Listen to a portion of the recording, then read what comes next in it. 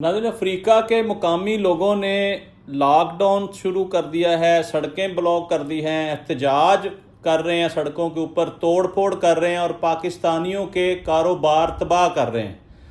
और आए दिन जलाओ घराओ का सिस्टम शुरू हो गया है और ये जो मामला है तूल पकड़ गया है।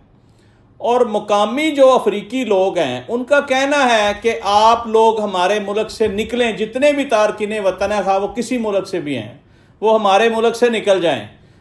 मुकामी लोगों ने 30 जून की डेडलाइन दी है। जी हाँ, 30 जून, ये जो नेक्स्ट मंथ आ रहा है।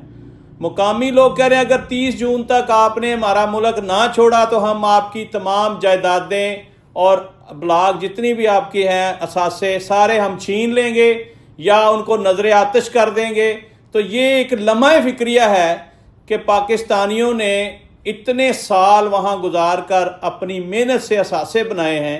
इसका एक ही हल है कि हुकूमत पाकिस्तान फौरी तौर पर सफारती सतह पर अफ्रीका के हुक्मरानों से रब्ता करें और अपने लोगों की गारंटी श्योरिटी लें कि इनके खिलाफ किसी किस्म की कोई कार्रवाई ना की जाए और इनको इस मुल्क में रहने की इजाज़त दी जाए और ये बाइज़्ज़त तरीके से वहाँ कारोबार कर सकें। लेकिन नाज़रीन, एक चीज़ मैं बता दूँ, जहाँ खौफ की फ़िज़ा कायम हो जाती है वहाँ जीना बहुत मुश्किल हो जाता है, वहाँ कारोबार करना बड़ा मुश्किल हो जाता है। इससे पहले आपने देखा यूएई ने कहा पाकिस्तानियों निकलो यहाँ से, इससे पहले अमेरिका ने कहा कि जी निकलें यहाँ से तारकीन वतन। जिनके वारसान जिंदा होते हैं उनको कोई निकाल नहीं सकता और इनका लीगल और बुनियादी हक है कि ये वहाँ पे बिजनेस कर रहे हैं या जॉब्स कर रहे हैं और लीगल वीज़े के ऊपर वहाँ पे गए हैं। ये बहाना बनाया जा रहा है कि कुछ लोग हैं जिनके पास कागजात नहीं हैं, उनके खिलाफ कानूनी कार्रवाई करें।